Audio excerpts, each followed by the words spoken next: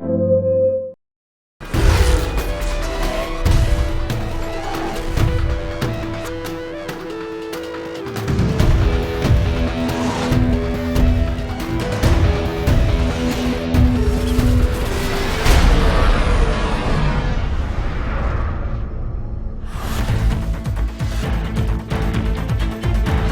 Need for Speed The Run, there's story, there's race, there's intensity, there's anxiety, there's all sorts of things that you're supposed to do. So you start with the basics, you start with writing a theme.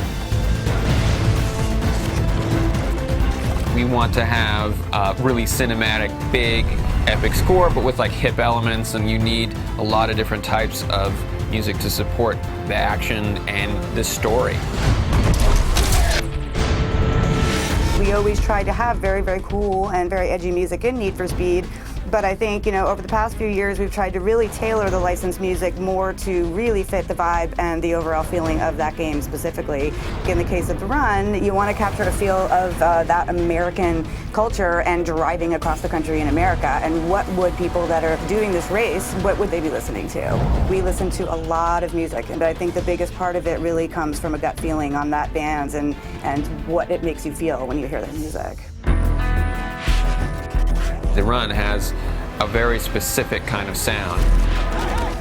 The creative process is spurred on actually by looking at the game and playing it, especially with Need for Speed, the series. I'm a fan of the series. So the inspiration really, it's something that's pretty natural to me only because it's part of what I've been doing for years just as a player. You can have orchestra and that kind of thing playing, but that doesn't really tell the whole story. You need to have things like guitars like this.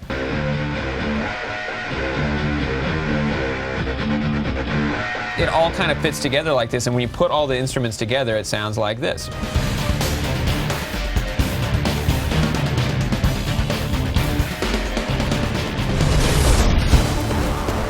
There are enough sounds going on in Need for Speed to fill up the entire sound spectrum without even music. So you have crashes, you have sirens, you have all sorts of explosions.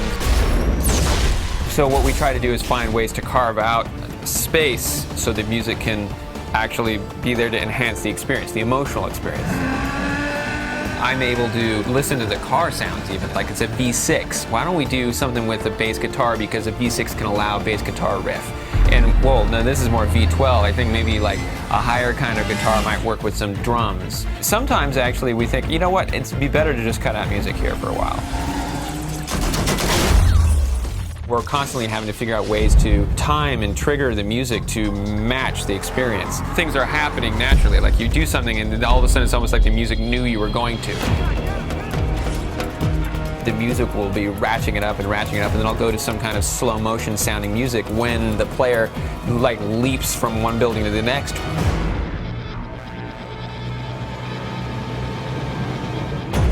I don't just kind of write a piece and say, here it is. It has to actually be a core of a piece, and then it goes into different areas, literally, where the player can go. The sound guys, they'll take my music in the different parts of the music, and then if a player does X, Y, or Z, all of a sudden it goes into this drum solo, and I hear myself just drumming. I'm surprised by the way that it's being utilized in really in original, creative ways by the entire audio team. You want to get that heartbeat racing. The key to that is making sure that you have the best sound you can.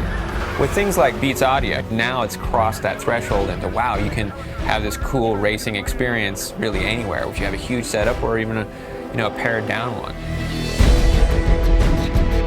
Like any kind of motif-driven thematic score, the music will point towards something or point towards a character. Now, in this case, the music is speaking for the intensity of the player. So, in a sense, I am writing the theme specifically for whoever's playing the game.